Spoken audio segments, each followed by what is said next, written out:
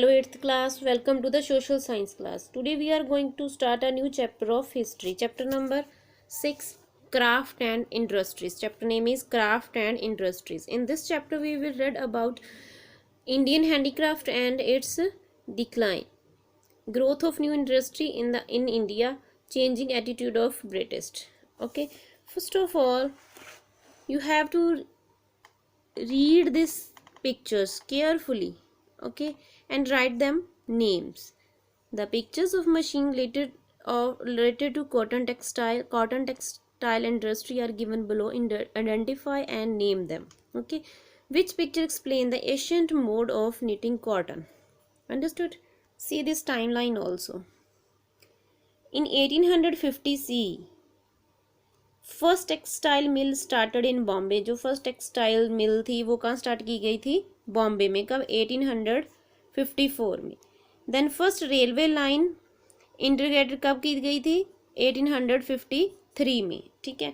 Then 1817 में क्या किया गया था? First jute mill was set up in Bengal. Okay, sorry ये आ गया था इधर 1860 में ही आ गया था. ठीक है, 1855 में. ये 1850 से लेकर 1860 के बीच में क्या कुछ हुआ था? टेक्सटाइल मिल स्टार्ट हुई थी, जूट मिल स्टार्ट हुई थी और रेलवे लाइन स्टार्ट हुई थी. Okay, then come to 1900.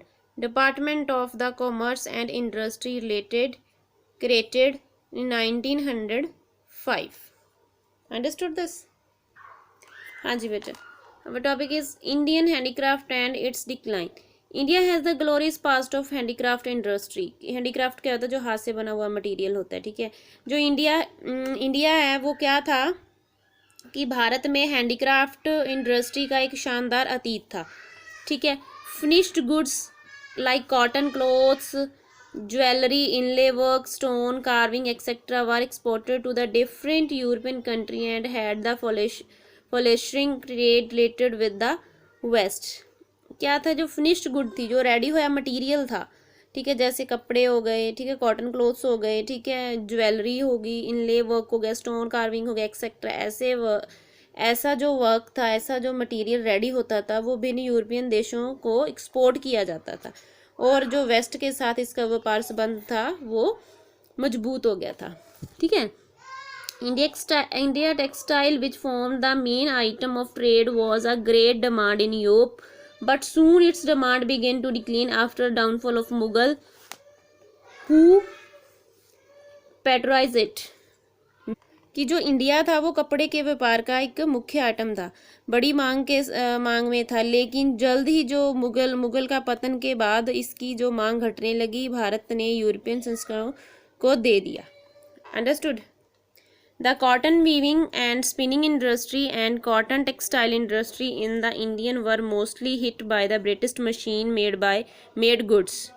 क्या था कि जो कॉटन वीविंग थी, spinning industry, cotton textile industry थी, जो इंडिया था वो मोस्टली ज़्यादातर किससे हिट था? ब्रिटिश मशीन मेड्स गुड्स, जो ब्रिटिश मशीन के द्वारा जो बनाई गई गुड्स से ज़्यादा प्रभावित था. Apart from machines made goods over factor responsible for decline of India handicraft industries were. के मशीन से बने सामान के अलावा भारतीय हैंडीक्राफ्ट योग की गिरावट के लिए जिम्मेदार अन्य कारक भी थे. जैसे to discuss export the Indian goods have export duty were levied on them. On the other hand, tax was not imposed on British goods or a very nominal import tax was charged on them. Means इसमें क्या था कि जो भारतीय वस्तुओं के जो export में जो हैंडीक्राफ्ट करने के लिए उत्साहित करने के लिए उनके जो भारी निर्यात पे टैक्स लगाया गया था. दूसरी ओर क्या था कि सर्दी के जो कारखानों जो ब्रिटिश सामान था उस पर कोई कर नहीं लगता था, कोई भी टैक्स नहीं लगता था, इसलिए बहुत ही मामूली याद कर लगाया गया था.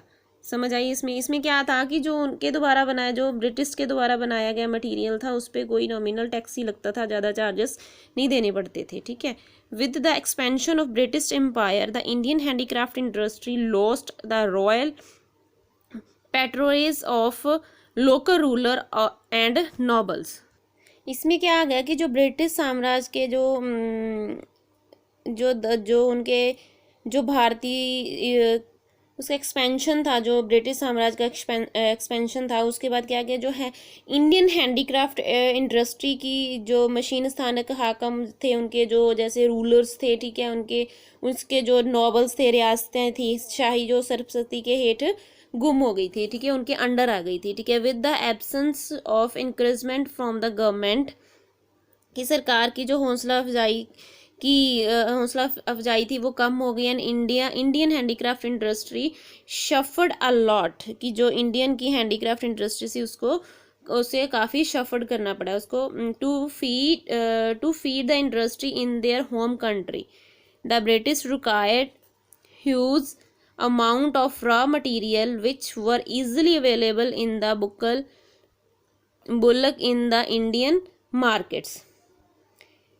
Thus, the Indian weavers and craftspersons were the restricted from the enjoy access to the cotton and other raw material. These material were exported to England to feed the industries.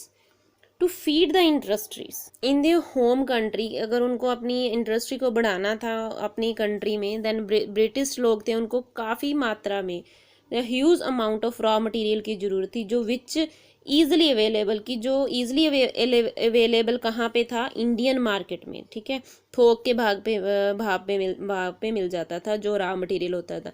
Indian weaver and craft person, जो Indian के weaver और craft person से उनको restricted किया गया था कि from enjoy the access to, उनको क्या किया गया था, रिस्ट्रिक्टेड किया गया था। क्यों किया गया था? क्योंकि enjoy restricted from the enjoying the access of raw material, कि उनको जो रॉ मटेरियल था, रॉ कॉटन और रॉ मटेरियल था, वो लेने से मना कर दिया गया था। क्योंकि जो उनका क्या था कि दीज मटीरियल, जो ये वाला रॉ मटेरियल था, उन्होंने क्या किया, ब्रिटिश ने इंग्लैंड को एक्सपोर्ट करना शुरू कर दिया टू फीड द इंडस्ट्री, अपनी इंडस्ट्री को चलाने के लिए, ठीक है। Impact on Indian economy, the decline of Indian handicraft transformed the natural Indian economy, India from exporter of finish item turn into the export of the raw material. इसमें क्या आ गया था कि जो इंडियन हैंडीक्राफ्ट ट्रांसफॉर्मेशन थे, impact पड़े थे economy पे, इंडियन की आर्थिकता थी जो उस पर भी प्रभाव पड़ा था। जैसे क्या ग्रामीणी जो भारतीय दस्तकारी की गिरावट के लिए भारतीय आर्थिकता का स्वभाव बदल गया। क्या था कि भारत का जो तैयार माल था, रेडी मटेरियल था, निर्यात को बदल कर कच्चे माल के निर्यात करने वालों को बदल दिया जाता था, ठीक है। Indian goods were not expected in the British market while the Indian market were flooded with British goods, कि जो इंडियन की गुड्स थी, इंडियन का मटेरियल था, were not acceptable to British market, कि जो इंडियन का मटेरियल था वो एक्सेप्ट नहीं होता था ब्रिटिश मार्केट में। While the Indian market were flooded with the, कि जो ब्रिटिश की थिंग्स थी, जो ब्रिटिश के द्वारा बनाया गया मटेरियल था, वो इंडिया में एज अ फ्लडेड आ गया था। जैसे फ्लड नहीं आ जाता वैसे मटेरियल आ गया था मार्केट्स में, ठीक है। कि मीन्स जो इंडियन लोग अपने हाथ से बनाते थे उनको उस पर रोक लगा दी थी। जो ब्रिटिश द्वारा बनाया गया मटेरियल था उसकी सेल लगती थी, वो सेल होता था, ठीक है। इंडियन आर्टिस्टन बिकम द अनएम्प्लॉयमेंट, कि जो इंडियन के आर्टिस्ट थे वो क्या हो गए थे, अनएम्प्लॉयमेंट हो गए थे। They were in the search of employment and that further aggravated in the situation, means जो लोग काम करने वाले लोग थे, वो कारीगर थे, जो वो बेरोजगार हो गए थे और रोजगार ढूंढने के लिए उन्होंने क्या किया था, स्थिति और बिगड़ती दिख रही थी, ठीक, जो सिचुएशन थी वो और डगमगा रही थी, ठीक है। With the destruction of Indian rural economy, जिसके कारण भारत के जो उद्योग थे उस पर क्या था, इंडियन इंडस्ट्री का क्या था, इकोनॉमी था, वो बिगड़ना शुरू हो गया था, हिल गया था, ठीक है। The British also embark upon the demolishing Indian industry by the similar practice that led to the downfall of other industry in India. Understood.